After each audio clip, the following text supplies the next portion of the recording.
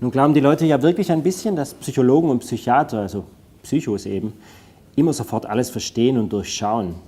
Das macht die Leute misstrauisch. Aber Misstrauen hält ja kein Mensch lange aus und darum macht es sie schnell auch mal neidisch. Und weil das auf die Dauer noch schlechter zu ertragen ist, machen sie dann so gerne so komische, rotierende Handbewegungen am Kopf, wenn sie hören, dass der Mann, der morgens bei ihnen seine Brötchen kauft, in Wirklichkeit Psychiater ist. Aber wenn man genau hinschaut, dann hat man es ja ahnen können, so wie der sein Geld zählt zum Beispiel. Oder mit dieser komischen Einkaufstasche.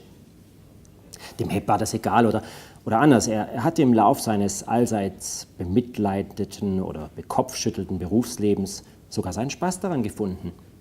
Also wenn ich schon keine Karotis-Dissektionen habe, dann wenigstens meinen Psychoröntgen-Nimbus, also sozusagen Dr. Hepp, Seelenradiologe. Darum unternahm er in der Regel auch überhaupt nichts, um den Eindruck seines Allwissens zu zerstreuen. Im Gegenteil, wenn ihn jemand belustigt darauf ansprach, oh, Psychiater, dann durchschaust du mich jetzt sicher total.